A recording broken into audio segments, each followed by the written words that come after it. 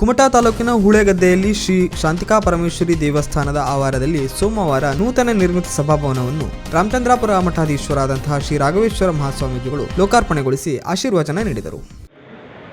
ನಮ್ಮ ತಲೆ ಮೇಲೆ ಶಾಂತಿಕಾ ಪರಮೇಶ್ವರಿಯ ಚಕ್ರ ಸುತ್ತಾ ಇರಬೇಕು ಹೊರತು ಯಮನ ಕಾಲಚಕ್ರ ನಮ್ಮ ತಲೆ ಮೇಲೆ ತಾಯಿಯ ಕರುಣಾಚಕ್ರ ಸುತ್ತಾ ಇದೆ. ನಮಗೆ ಅದರ ತನಕ ನಿರಂತರಗೊಳಿಸುತ್ತಾ ಇರುವಂತಹ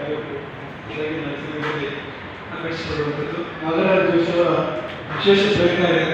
ಈ ಸಭಾಭವನದ ನಿರ್ಮಾಣಕ್ಕೆ ದೊಡ್ಡ ಪ್ರಯತ್ನ ಇದೆ. ಪ್ರದರ್ಶನ ತಗೊಂಡು ದೊಡ್ಡ ಶಕ್ತಿಯನ್ನು ಅವರು ಹಾಕಿದ್ದಾರೆ.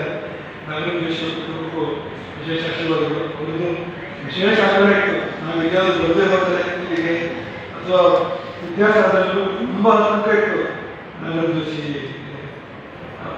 ಬಳಗಕ್ಕೆಲ್ಲ. ಆದರೆ ಅಲ್ಲಿ ಸಾಧ್ಯವೇ ಇಲ್ಲ, ನಾವು ಹೇಳಿದಾಗ ಇವತ್ತು ಅನ್ನೋದೇ ಅದು ನಾಳೆ ಪಾಠ ವಿಷಯ ಬಿಟ್ಟಕ್ಕೆ ಸಾಧ್ಯ ಇಲ್ಲ. ವೀಕ್ಷಕ ಮಹಾಪ್ರಭುಗಳೇ, ನಮ್ಮ ಚಾನಲ್ ಅನ್ನು ಸಬ್ಸ್ಕ್ರೈಬ್ ಮಾಡಿ, ಶೇರ್ ಮಾಡಿ, ಪ್ರೋತ್ಸಾಹಿಸಿ.